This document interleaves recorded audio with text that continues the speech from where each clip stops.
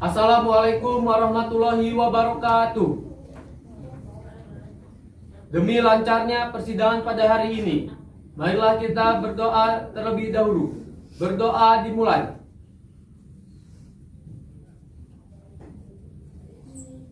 Selesai. Sidang Pengadilan Agama Kelas 1A Kota Tanjung Karang yang mengadili perkara perdata tingkat pertama, perkara nomor 009-PDT.G-2021-PA.TJK antara Agung Hanafi sebagai penggugat melawan Rizka Aulia sebagai tergugat. Bismillahirrahmanirrahim. Demi keadilan berdasarkan ketuhanan yang Maha Esa, Pengadilan Agama Tanjung Karang yang memeriksa dan mengadili perkara tertentu pada tingkat pertama dalam sidang majelis hakim menjatuhkan putusan perkara cerai talak. Nama: Agung Hanafi, umur 35 tahun, agama Islam, pekerjaan wira swasta, bertempat tinggal di Jalan Pulau Pisang, Korpri Jaya, Kota Bandar Lampung, berkewarganegaraan Indonesia, disebut sebagai penggugat. Melawan: nama: Rizka Aulia, umur 30 tahun, agama Islam, pekerjaan ibu rumah tangga, bertempat tinggal di Jalan Ratu di Balau, Waihalim, Kota Bandar Lampung, berkewarganegaraan Indonesia, disebut sebagai tergugat. Pengadilan agama tersebut telah membaca surat-surat dalam berkas perkara, telah membaca dan meneliti surat-surat yang diajukan oleh penggugat, telah mendengar keterangan saksi-saksi yang diajukan oleh penggugat, telah mendengar keterangan saksi-saksi yang diajukan oleh tergugat, telah memperhatikan berita acara pemeriksaan setempat, telah memperhatikan segala sesuatu yang telah terjadi di persidangan. Duduk perkara. 1. Bahwa penggugat dalam surat gugatannya tanggal 1 November 2021 telah mengajukan cerai talak yang telah didaftarkan ke Panitraan Pengadilan Agama Kota Tanjung Karang dengan nomor perkara 009-PDT.G-2021-PA.TJK dengan dalil-dalil yang pada pokoknya sebagai berikut.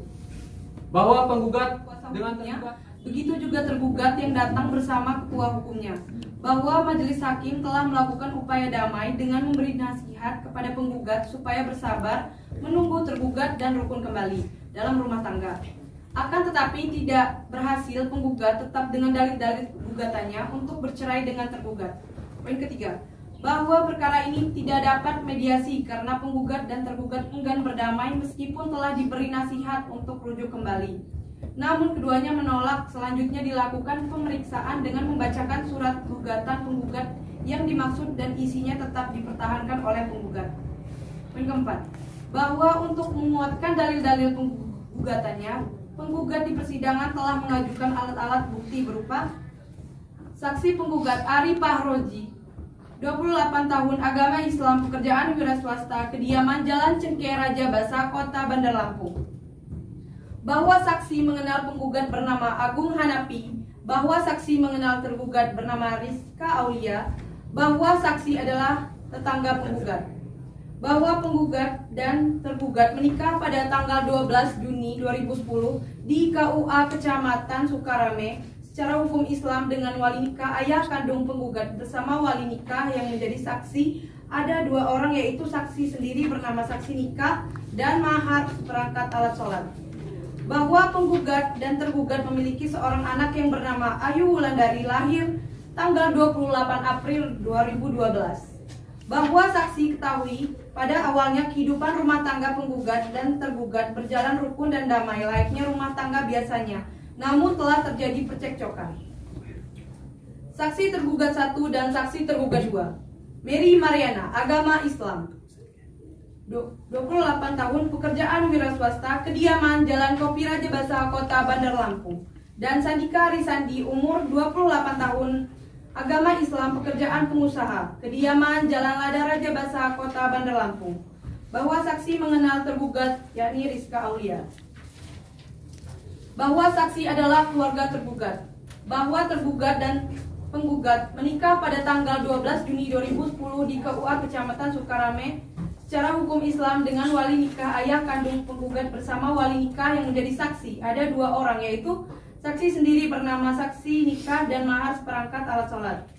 Bahwa penggugat dan tergugat memiliki seorang anak yang bernama Ayu Wulandari, lahir tanggal 28 April 2012. Bahwa saksi ketahui pada awalnya kehidupan rumah tangga penggugat dan tergugat berjalan rukun dan damai layaknya rumah tangga biasanya. Namun telah terjadi percekcokan. Bahwa untuk mempersingkat urusan putusan ini ditunjuk hal-hal sebagaimana dalam berita acara sidang sebagai bagian yang tidak terpisahkan dari putusan ini. Saya kembalikan lagi kepada Ketua Hakim.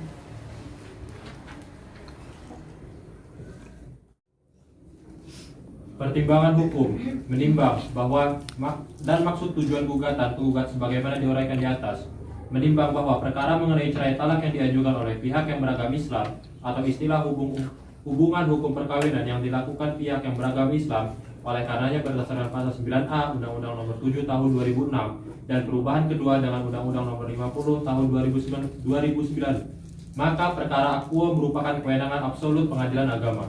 Menimbang bahwa sesuai dengan peraturan Mahkamah Agung Nomor 1 Tahun 2006 dan perubahan kedua dengan Undang-Undang Nomor 1 Tahun 2016 tentang prosedur mediasi di pengadilan penggugat dan tergugat telah menempuh mediasi dengan mediator Akbar Yasoga SHMH namun tidak berhasil.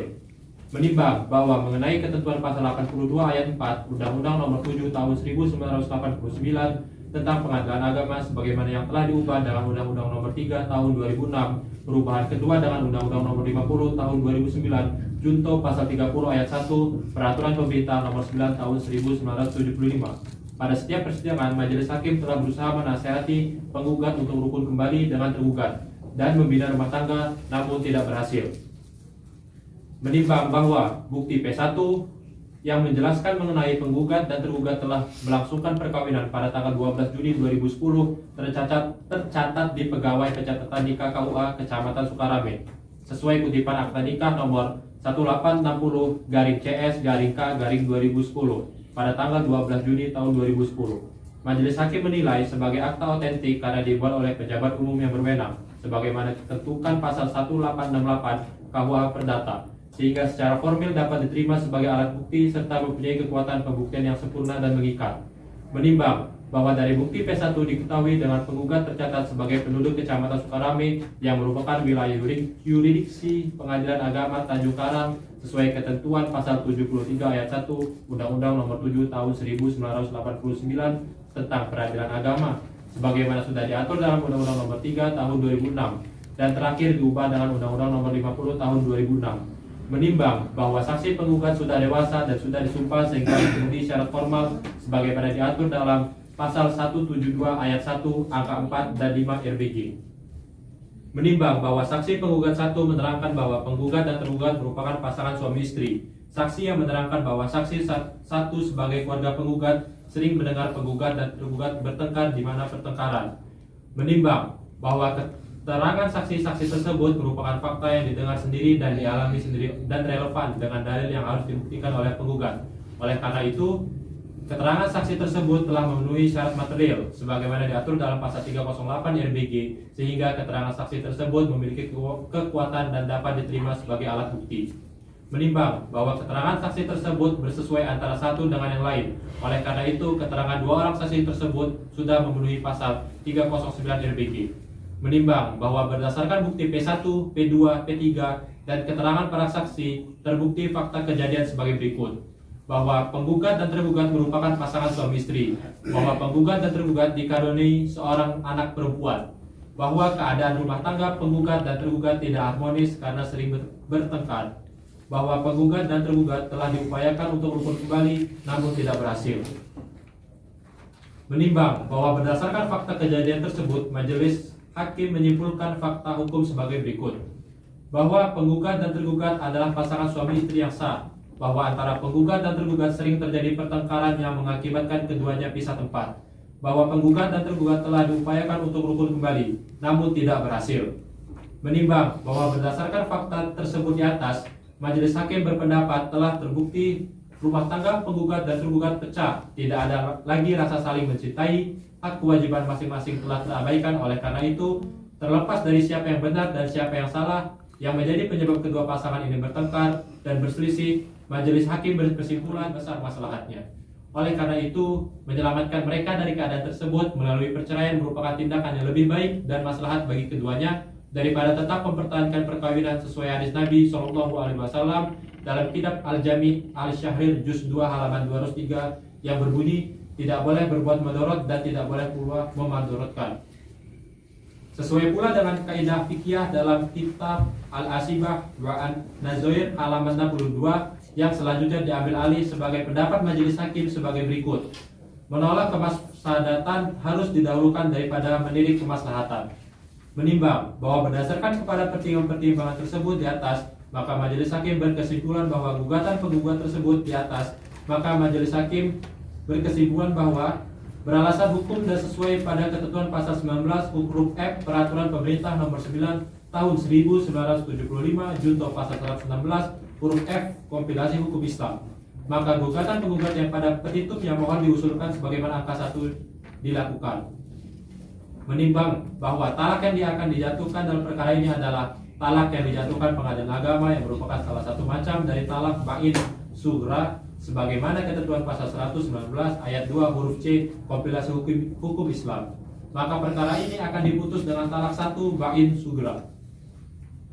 Menimbang bahwa sesuai ketentuan pasal 84 Undang-Undang Nomor 7 Tahun 1989 tentang peradilan agama sebagaimana yang telah diubah dengan Undang-Undang Nomor 3 Tahun 2006 dan perubahan kedua dengan Undang-Undang Nomor 50 Tahun 2009, maka secara ex officio majelis hakim memerintahkan Panitera Pengadilan Agama Tanjung Karang untuk menyampaikan satu kelai salinan putusan perkara ini yang telah berkekuatan hukum tetap kepada pegawai pencatatan nikah yang mewilayahi tempat perkawinan penggugat dan tergugat dilangsungkan dan kepada pegawai pencatat nikah yang mewilayahi tempat kediaman penggugat dan tergugat.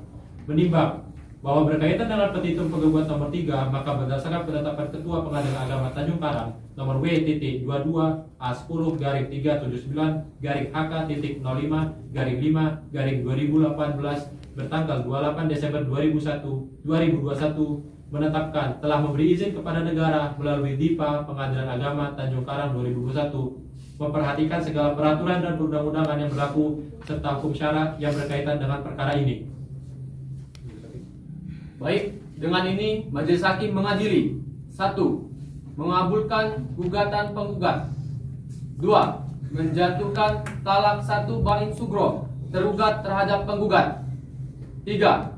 Memerintahkan Panitera Pengadilan Agama Tanjung Karang untuk mengirimkan salinan putusan perkara ini yang telah memperoleh kekuatan hukum kepada pegawai pencatat nikah KUA oleh pegawai pencatat nikah KUA Kecamatan Sukarame untuk dicatat dalam daftar yang disediakan untuk membebankan biaya perkara sejumlah Rp300.000 kepada negara melalui DIPA Pengadilan Agama Tanjung Karang.